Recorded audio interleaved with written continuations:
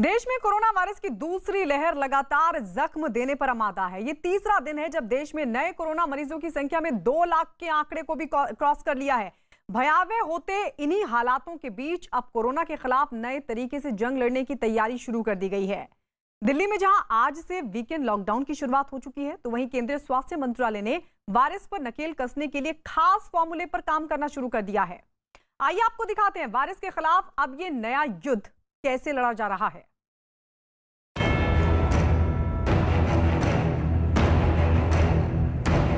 अपने अपने घरों में रहे और लॉकडाउन का पालन करें। कोई डॉक्टर नहीं आया।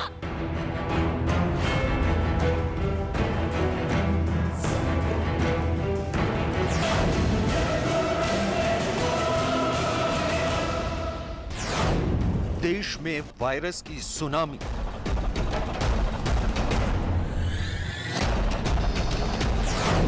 तीसरे दिन 2 लाख से ज्यादा केस।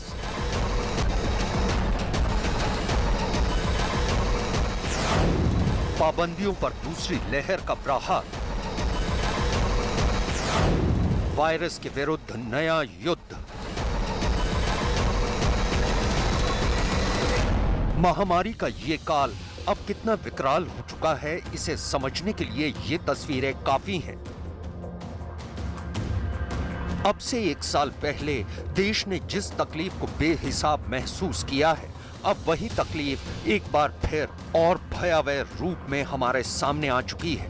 कोरोना काल का ये नासूर अब इतना गहरा हो चुका है कि इसे भरने में कितना वक्त लगेगा कोई नहीं जानता।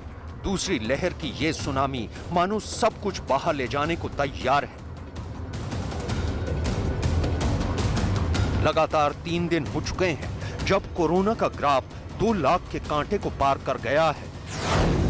शुक्रवार को एक ही दिन में कोरोना के 2,34,692 मरीज रिकॉर्ड किए गए। इस दौरान 1,341 लोगों को कोरोना की वजह से अपनी जान गंवानी पड़ी। हालांकि बीते 24 घंटे में 1,23,354 मरीजों को डिस्चार्ज भी किया जा चुका है। यानी अब देश में इस वक्त कोरोना के कुल 16,79,740 एक्टिव केस हैं। वायरस की वजह से जान गंवाने वालों की कुल संख्या 1,75,649 हो चुकी है। इतना ही नहीं, देश में 11,99,37,641 लोगों तक वैक्सीन पहुंच चुका है। कोरोना संकट के बीच केंद्रीय स्वास्थ्य मंत्री हर्षवर्धन ने कोरोना प्रभावित राज्यों के स्वास्थ्य मंत्रियों के साथ बैठक की। इस बैठक में स्वास्थ्य मंत्री ने सभी राज्यों को हर तरह की मदद देने का भरोसा दिलाया है। इतना ही नहीं, कोरोना पर काबू पाने के लिए उन्होंने 3T यानी टेस्ट, ट्रेसिंग, टीकाकरण पर जोर दिया है। सरकार लगातार जो हमारे कोविड के खिलाफ लड़ाई के जो आज के समय में जो सबसे ज़्यादा स्ट्रैटेजिक पिलर्स हैं, test, track, treat, covid appropriate behaviour और वैक्सीनेशन, इसको लगातार आग्रह पूर्वक आपके माध्यम से देश की जनता को और सभी संबंधित अधिकारियों को उसका फोकस हम लोग बराबर रख रहे हैं। कोरोना की इस दूसरी लहर ने इस बार भी बड़े शहरों को ही अपने शिकंजे में कसना शुरू किया है। देश की राजधानी दिल्ली में कोरोना वायरस अपने तमाम पुराने रिकॉर्ड तोड़ चुका है। बीते 24 घंटे में कोरोना वायरस के जो आंकड़े दिल्ली में दर्ज किए गए हैं वो बेहद डराने वाले हैं। बीते 24 घंटे में दिल्ली में कुल 19,486 नए मामले दर्ज किए गए हैं। ये एक दिन में अभी तक के सबसे ज्यादा मामले हैं, जबकि कोरोना की वजह से एक ही दिन में 141 लोगों की मौत हो चुकी है। मौत का ये आंकड़ा भी एक दिन में सबसे ज्यादा है। दिल्ली से लगातार आ रहे ऐसे ही आंकड़ों ने वीकेंड लॉकडाउन पर सरकार को मजबूर कर दिया है। लिहाजा वायरस के विरुद्ध शुरू हुए इस नए युद्ध में पुलिस प्रशासन ने भी अपनी कमर कस ली है। तो दिल्ली की जनता को न्यूज 18 के माध्यम से क्या मैसेज देना चाहेंगे सर, जिस तरह से वीकेंड कर्फ्यू लगा और आम दिनों के लिए? मैं उनसे यही कहना चाहता हूं कि वीकेंड कर्फ्यू बेसिकली गैर जिम्मेदाराना व्यवहार की वजह से जिस प्रकार से लोग सड़क पे निकल रहे हैं और जो कोविड एप्रोप्रिएट बिहेवियर है उसको फॉलो नहीं कर रहे हैं, उसके वजह से हुआ है। तो मेरा सबसे यही कहना होगा कि आप कोविड एप्रोप्रिएट बिहेवियर फॉलो करें और जहाँ तक संभव हो घर में ही सीमित रहें और जो फजूल की जो मूवमेंट है वो ना करें। शुक्रिया। ये थे Delhi police commissioner S N Srivastava ji, जो दिल्ली की सड़कों पे निकले हुए हैं और इस समय सिग्नेचर ब्रिज पे अपने तमाम महत्वपूर्ण अधिकारियों के साथ यहाँ पर उन्होंने मौका मुआयना कराया कि किस तरह से जो वीकेंड कर्फ्यू है वो सुचारू हो रहा है। उधर दिल्ली पुलिस जगह जगह लाउड स्पीकर के जरिए लोगों को जागरूक करने का काम कर रही है। आजादपुर फल मंडी में दिल्ली पुलिस और सिविल डिफेंस समेत कई एजेंसियां लोगों को कोरोना प्रोटोकॉल का पालन कराने में जुटी हैं। साथ ही पल पल की निगरानी इस ड्रोन के जरिए की जा रही है। इतना ही नहीं, खुद दिल्ली के सीएम अरविंद केजरीवाल ने एक ट्वीट के जरिए लोगों से वीकेंड कर्फ्यू में सहयोग देने की अपील की है। कोरोना के चलते आज और कल दिल्ली में कर्फ्यू है, कृपया इसका पालन करें। हम सबको मिलकर कोरोना को हराना है।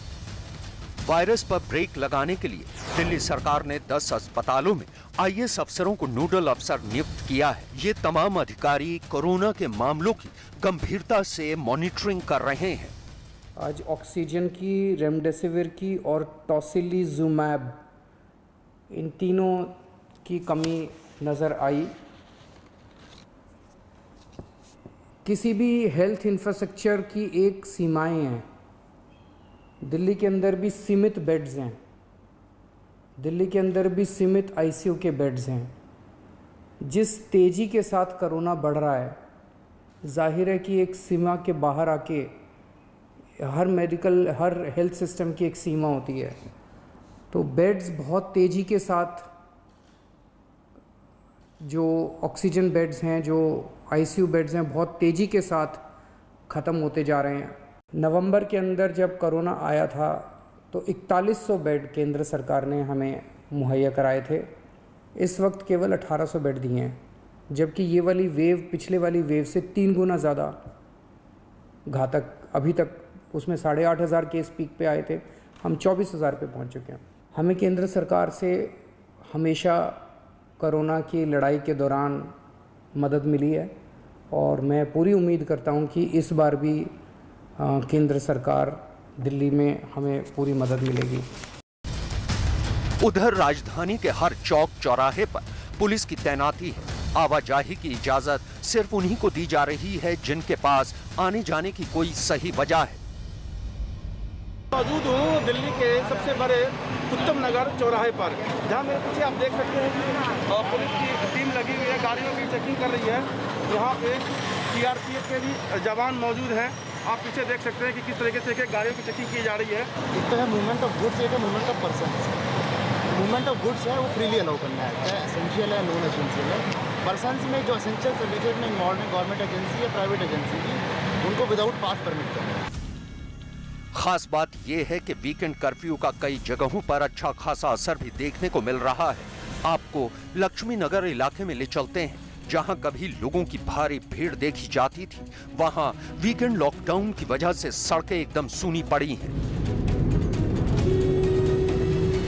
मैं मौजूद हूं लक्ष्मी नगर इलाके में। लक्ष्मी नगर इलाका वो इलाका है जो बेहद भीड़ भाड़ वाला इलाका होता है, बहुत ज़्यादा चहल पहल होती है, लेकिन असर यहाँ पर आज देखने को मिल रहा है। देखिए सारी दुकानें जो हैं लक्ष्मी नगर मार्केट की, ये बंद आपको नज़र आएंगी। आप तस्वीरों में देखेंगे दुकानों में ताले लटके हैं। 2 दिन लॉकडाउन रहना है, शनिवार और रविवार को। बीती रात 10 बजे से ये लॉकडाउन दिल्ली में लग गया है। ज़रूरी सेवाओं को छोड़कर सभी दुकानें बंद रहेंगी।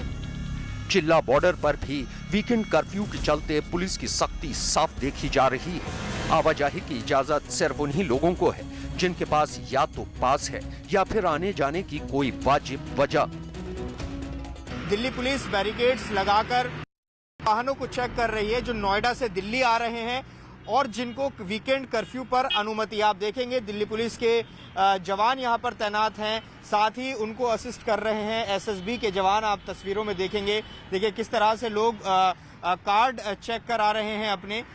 ये गाड़ियां भी लगी हुई हैं। दरअसल 2 दिन का वीकेंड कर्फ्यू लगाया गया है। कोरोना के जिस तरह से मामले दिल्ली में बढ़ रहे हैं, बीती रात 10 बजे से ये वीकेंड कर्फ्यू शुरू हो गया था, जो सोमवार सुबह 6 बजे तक चलेगा। जाहिर है कोरोना के खिलाफ ये जंग अब एक ऐसे मोड़ पर जा पहुंची है जहां जितनी कोशिश सरकार और सिस्टम कर रहा है, उतने ही सहयोग की अपेक्षा जनता से भी की जा रही है, क्योंकि कोरोना के डराने वाले आंकड़े सिर्फ दिल्ली से ही नहीं आ रहे हैं, बल्कि देश के अलग अलग राज्यों में कोरोना की दूसरी लहर बेकाबू होती जा रही है।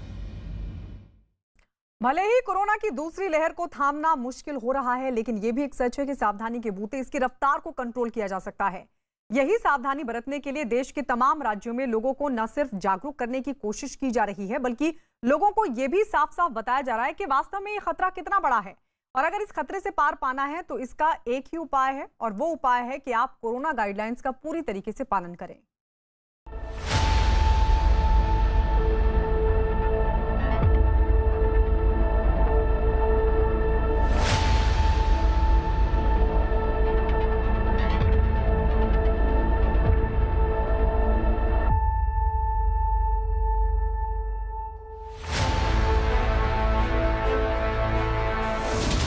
दस राज्यों में कोरोना के सबसे ज्यादा मामले। 10 राज्यों में देश के 79% नए केस। महाराष्ट्र, मध्य प्रदेश, छत्तीसगढ़ में बड़ी चुनौती। कुंभ को प्रतीकात्मक करने की पीएम की अपील। देश में बेकाबू हो चुके वायरस की रफ्तार पर ब्रेक लगाने के लिए केंद्र और राज्य सरकारें एक्शन मोड में आ चुकी हैं। इसी कड़ी में देश के प्रधानमंत्री नरेंद्र मोदी ने कुंभ मेले को समाप्त करने की अपील की है। अपनी इस अपील में पीएम मोदी ने ट्वीट करते हुए लिखा है, आचार्य महामंडलेश्वर पूज्य स्वामी अवधेशानंद गिरी जी से आज फोन पर बात की। सभी संतों के स्वास्थ्य का हाल जाना। सभी संतगण प्रशासन को हर प्रकार का सहयोग कर रहे हैं। मैंने इसके लिए संत जगत का आभार व्यक्त किया। मैंने प्रार्थना की है कि 2 शाही स्नान हो चुके हैं और अब कुंभ को कोरोना के संकट के चलते प्रतीकात्मक ही रखा जाए। इससे इस संकट में लड़ाई को एक ताकत मिलेगी। वहीं देश में कोरोना के लगातार बिगड़ते हालात को देखते हुए उड़ीसा के सीएम नवीन पटनायक ने प्रधानमंत्री नरेंद्र मोदी को चिट्ठी लिखी है। इस चिट्ठी में नवीन पटनायक ने कोरोना से निपटने के लिए 4 अहम बातों का जिक्र किया है, जिसमें पहली सलाह है कि वैक्सीन को खुले बाजार में लाया जाए। दूसरी, वैक्सीनों को भी मंजूरी दी जाए। वैक्सीन के उत्पादन को बढ़ाया जाए। बड़े और सबसे ज्यादा प्रभावित शहरों में वैक्सीनेशन को प्राथमिकता दी जाए। अनेक अस्पतालों में ऑक्सीजन के जनरेशन के प्लांट्स हम लोग विकसित कर रहे हैं। 1 लाख और सिलेंडर्स हम लोग जो है खरीद रहे हैं। 1 लाख पिछले साल भी खरीद के जो है निःशुल्क सारे स्टेट्स को उपलब्ध कराए थे। और अभी 30 अप्रैल तक का पूरा शेड्यूल हम लोगों ने किस किस प्रकार से ऑक्सीजन किस किस स्थान पर किस किस मात्रा के अंदर उपलब्ध होगी स्टेट्स को, और ऑक्सीजन के एक स्टेट से दूसरे स्टेट में जाने की जो प्रक्रिया है उसमें किसी भी प्रकार की रुकावट नहीं होगी, अनहिंडर्ड वो सब कुछ होगा। उसके लिए होम मिनिस्ट्री ने भी जितने आवश्यक आदेश हैं वो जारी किए हैं।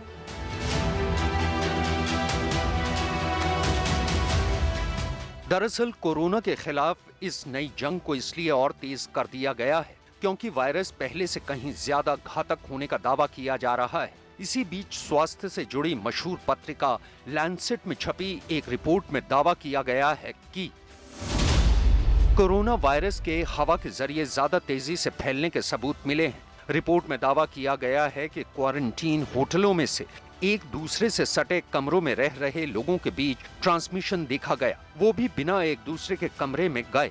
रिपोर्ट में यह भी दावा किया गया है कि दुनिया भर में 59% मामले बिना लक्षण वाले कोरोना मरीजों की वजह से फैले हैं। इमारतों के अंदर वायरस का ट्रांसमिशन बाहर के मुकाबले ज्यादा है और वेंटिलेशन होने से ये कम हो जाता है। रिसर्च के दौरान कोरोना मरीजों के कमरों और कार से लिए गए हवा के सैंपल में वायरस मिलने का दावा किया गया है। हवा में वायरस नहीं फैलता है, यह साबित करने के लिए पर्याप्त सबूत नहीं है। राजस्थान में शुक्रवार शाम 6 बजे से वीकेंड कर्फ्यू लागू है। राजधानी जयपुर में इसका साफ असर देखा जा रहा है। यहाँ 420 जगहों पर पुलिस ने नाकाबंदी कर रखी है। सिर्फ कर्फ्यू में छूट वालों को ही आने जाने की इजाजत है। हालांकि जयपुर में सक्रिय मरीजों की संख्या सिर्फ 10 ही है, लेकिन पूरे राज्य में ये आंकड़ा 50,000 से ज्यादा है। इतना ही नहीं, बीते 24 घंटे में राज्य में कोरोना के 7,358 मामले सामने आए हैं, जबकि बीते 24 घंटे में 31 लोगों की कोरोना की वजह से मौत हुई है। यही वजह है कि जयपुर के तमाम इलाकों में वीकेंड कर्फ्यू का असर साफ दिखाई दे रहा है। राजस्थान में साप्ताहिक लॉकडाउन लागू है कोरोना की चेन तोड़ने के लिए। हम हैं इस वक्त जयपुर के अजमेरी गेट पर। पहले हम तस्वीरें बता देते हैं कि मार्केट पूरी तरीके से खाली है। आप देखेंगे तस्वीरें, ये जयपुर की वॉल सिटी का मार्केट है। पूरी तरह से आप देख सकते हैं कि बंद है इस वक्त। जहाँ देखेंगे गिने चुने लोग कहीं नज़र आएंगे। बाज़ार बिल्कुल खाली है। अब देखिए कि बंद है, चारों तरफ से बंद नज़र आएगा। और ये जयपुर की वॉल सिटी का दरवाज़ा, अजमेरी गेट का दरवाज़ा है। आप देखिए कि यहाँ पर चेकिंग हो रही है। दरवाजे के गेट पर बैरिकेटिंग कर रखी है और हर आने जाने वाले से देखा जा रहा है, पूछा जा रहा है कि वो क्यों जा रहा है। क्योंकि कुछ सेवाएं हैं जो आवश्यक सेवाएं हैं जिनके अंदर छूट है, बाकी के अंदर रोक है। जयपुर में कोरोना प्रोटोकॉल का पालन कराने और लोगों को जागरूक करने के लिए पुलिस ने एक बाइक रैली का आयोजन किया। इस बाइक रैली के जरिए लोगों को ये समझाने की कोशिश की गई कि इस वक्त आपका घरों में रहना कितना जरूरी है।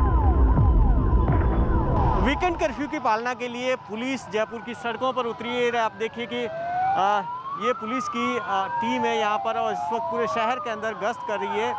गामा टीम है पुलिस की और लगातार पूरे शहर में गश्त कर रही है, जिससे कि शहर के अंदर वीकेंड कर्फ्यू की पालना कराई जाए। हाथ के अंदर आप देख सकते हैं कि किस तरीके से पोस्टर, तख्तियाँ भी है।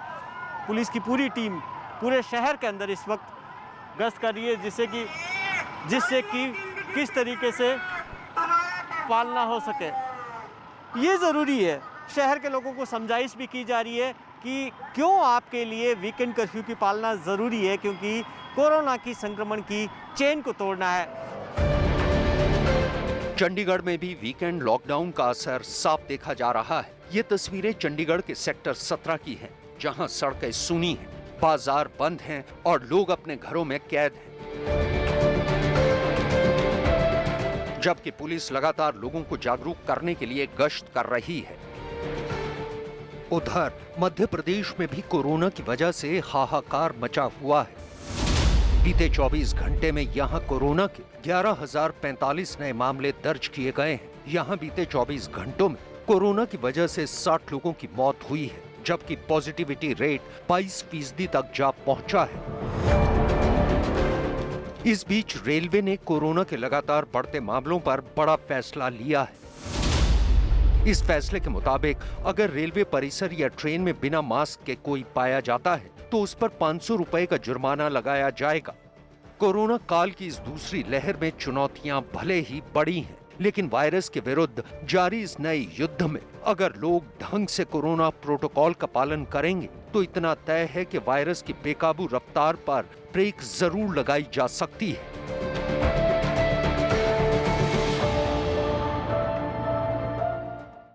और अब बात पाकिस्तान की। पाकिस्तान की आवाम इस वक्त दो बड़ी चुनौतियों से जूझ रही है।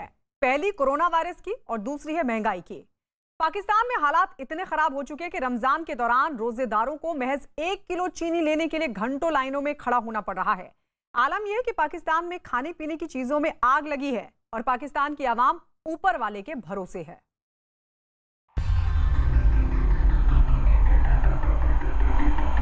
गरीबी मार गई सानू, इस हुकूमत ने बहुत जलील किया सानू, नहीं रोटी पूरी हुंदी।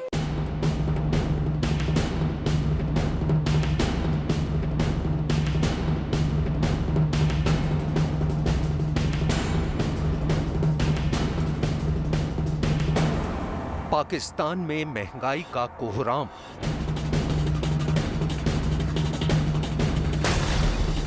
रमजान में महंगाई की मार।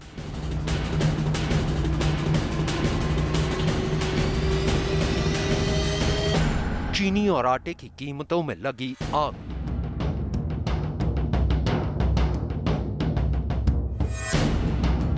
इमरान राज में आवाम परेशान।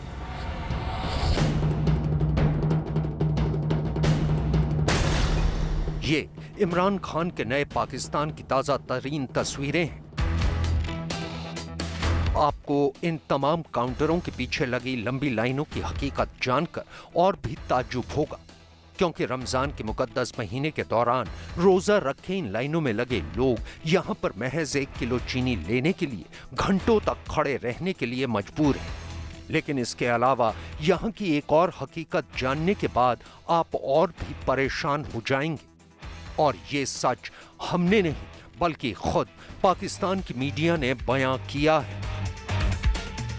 इन रमज़ान बाज़ारों में अगर हम देखते हैं तो इंतज़ामात का इंतहाई फुकदान है, जिसकी वजह से शहरी जो हैं वो ख्वार हो रहे हैं। फैसलाबाद का सबसे बड़ा सस्ता बाजार है, वहाँ पर मौजूद हूँ और यहाँ पर आप देख सकते हैं मेरे पीछे ये चीनी के हसूल के लिए एक खवातीन की भी एक लंबी कतार है। शहरी जो हैं वो लाइन में लगे हुए हैं। इनको सिर्फ 1 किलो चीनी दी जाएगी, इनका एड्रेस लिखा जाएगा, नाम पता लिखा जाएगा और उसके बाद इनको 1 किलो चीनी दी जाएगी। और यहाँ पर जो नोटिस बोर्ड आवेजा किया गया है उसके ऊपर बाकायदा तौर पर लिखा गया है कि सुबह 9 बजे से लेकर 5 बजे तक शहरी जो हैं वो चीनी हासिल कर सकते हैं। नया पाकिस्तान बनाने का दावा कर सत्ता पाने वाले प्रधानमंत्री इमरान खान के राज में पाकिस्तान और पाकिस्तान की आवाम दोनों का बुरा हाल है। पाकिस्तान में महंगाई से कोहराम मचा हुआ है। आटे और चीनी के साथ साथ तमाम खाद्य पदार्थों की कीमतों में आग लगी हुई है। आलम यह है कि रमजान के मुकद्दस महीने में पाकिस्तान की आवाम महंगाई की मार झेलने के लिए मजबूर है। हालात यहां तक बिगड़ चुके हैं कि इमरान खान सरकार को लोगों को सस्ती चीनी और आटा देने के लिए विशेष रमजान बाजार तक बनाने पड़े हैं। पाकिस्तान के फैसलाबाद शहर में ऐसे 19 रमजान बाजार बनाए गए हैं। इनमें से 13 बाजार शहरी इलाके और बाकी के 6 शहर के बाहरी इलाके में बनाए गए हैं। लेकिन बावजूद इसके आवाम के बुरे हाल हैं। इन तस्वीरों में आप साफ देख सकते हैं कि कोरोना काल के दौरान लोग इन लाइनों में किस तरह से खड़े हैं। मुंह पर मास्क तो है, लेकिन सोशल डिस्टेंसिंग का पालन कराने के लिए यहाँ पर कोई भी मौजूद नहीं है। 1 घंटे से ज़ायद शहरी जो हैं उनको लाइन में खड़ा किया गया, जिसकी वजह से शहरी जो हैं वो शदीद सीखपा हैं। कुछ रिलीफ मिल भी रहा है, वो सिर्फ चीनी के ऊपर मिल रहा है, तो सिर्फ 1 किलो चीनी उनको दी जाती है और वो भी घंटों ख्वार करके लाइनों में लगाने के बाद 1 किलो चीनी दी जाती है। कमाल देखिए, इन फेयर प्राइस शॉप्स में पाकिस्तान की आवाम को ये छूट सिर्फ चीनी और आटे पर ही मिल रही है। बाकी खाने की तमाम चीजों मसलन सब्जियों और फलों के दाम बाजार के बराबर या फिर उससे ज्यादा हैं। अगर हम दीगर चीज़ों की बात करें तो यहाँ पर फेयर प्राइस शॉप जो हैं वो लगाई गई हैं, जबकि दीगर जो सब्जियों की दुकानें हैं या फलों की दुकानें यहाँ पर मौजूद हैं, वहाँ पर रेट जो है वो वैसे ही बाजार से या तो ज़्यादा है या बाजार के बराबर है। तो सिर्फ चीनी के ऊपर रिलीफ है या आटे के ऊपर रिलीफ है, जहाँ पर लंबी लाइनें लगी हुई हैं और शहरी ख्वार हो रहे हैं। रमजान में पाकिस्तान की आवाम के ये हाल देखकर तो साफ तौर पर कहा जा सकता है कि इमरान राज में पाकिस्तान की आवाम महंगाई से बदहाल है और इमरान खान ने पाकिस्तान की आवाम को ऊपर वाले के भरोसे छोड़ दिया है।